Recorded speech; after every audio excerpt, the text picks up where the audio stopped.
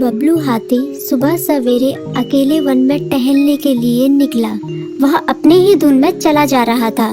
लगता था उसके दिमाग में कोई उलझन है जिसे वह सुलझाने की कोशिश कर रहा था। सड़क पर आगे बढ़ते ही उसके सामने चीकू खरगोश भागा। बबलू का पैर उसके ऊपर पड़ने ही वाला था कि चीकू जोर से चिल्लाया। उसकी आवाज सुनकर बबलू ने अपना पैर पीछे खींच लिया। कहाँ खोए हो बबलू भाई? कहीं नहीं, बस कुछ ऐसे ही सोच रहा था। किस बारे में?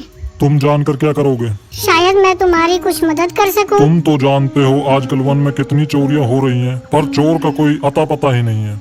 इस बात को लेकर वन के सारे प्राणी चिंतित थे। वे वहाँ खुद को सुरक्षित महसूस नहीं कर रहे थे। अरे चीकू भाई, हम मजबूर हैं। हम चोर को पकड़ ही नहीं पा रहे हैं। वह बहुत चालाक है और अपने काम को बड़ी कुशलता से अंजाम दे रहा है। कहीं कोई सबूत ही नहीं छोड़ रहा। हमारे राजा इस बात को लेकर बहुत चिंतित हैं। यही कारण है कि हम सब इस बारे में सोच रहे हैं। अब तुम मेरी इसमें क्या मदद कर सकते हो? मैं कुछ सोचता हूँ, हो सकता है मुझे कोई उपाय सूझ जाए। प्रयास करने में कोई हर्ज तो नहीं है। तुम ठीक कहते हो चीकू, लेकिन वन के गुप्तचर भी अभी तक इसका कोई हल नहीं निकाल सके। इतना कहकर वे चुप हो गए। बबलू की बातों ने चीकू को सोचने के लिए मजबूर कर दिया।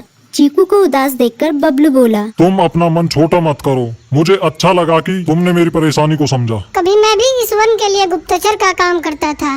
एक बार मेरी टांग टूट जाने से मेरे अंदर फुर्ती नहीं रही। तब से मैंने यह काम छोड़ दिया। चीकू, तुम चाहो तो यह काम दोबारा कर सकते हो। वन के प्राणी ज्यादातर दिन में भोजन की तलाश करते हैं, वे रात को आराम करते हैं। तुम दिन रात दोनों में ही भोजन की तलाश में निकल सकते हो सकता है रात को तुम्हें कुछ ऐसी बातों का पता चल जाए जो हमारे काम की हो। हाँ बबलू, तुम ठीक कहते हो। मैं आज रात को वन में घूम कर इस बात का पता करने की कोशिश करता हूँ। थोड़ी देर बातें करके चीकू अपने बिल की ओर बढ़ गया और बबलू अपने रास्ते चला गया।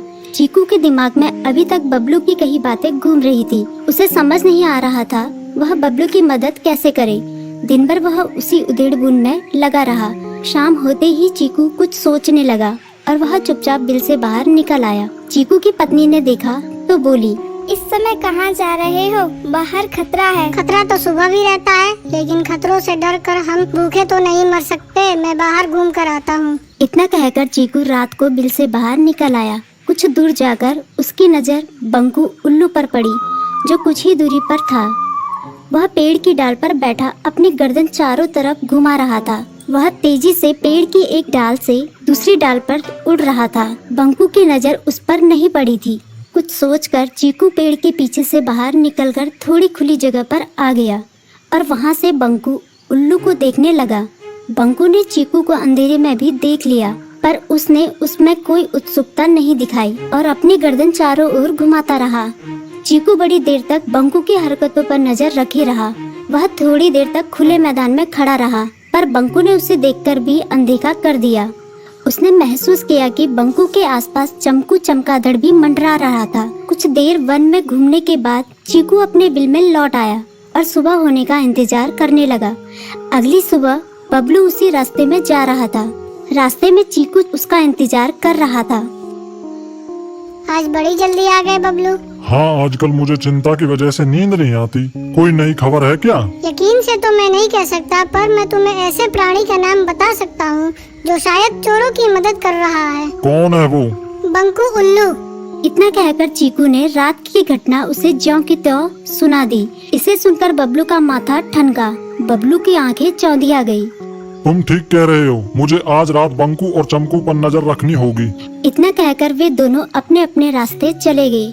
बबलू रात को अपने साथियों के साथ बंकू पर नजर गड़ाए रहा।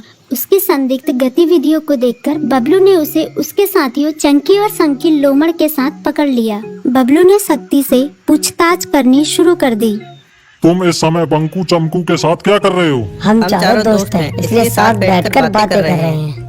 चमगादड़ और उल्लू की दोस्ती तो समझ में आती है, पर लोमड़ के साथ दोस्ती कैसे हो सकती है? सख्ती से पूछने पर दोनों ने अपना जुर्म कबूल कर लिया और सभी चोरियों के बारे में बताया जो उन्होंने कुछ दिन पहले वन में की थी। बबलू ने उनके चोरी का सारा सामान भी बरामद कर लिया। बंकू और चमकू को अभी तक समझ में नहीं आ रहा था कि वो इतनी आसानी से कैसे पकड़ में आ गई।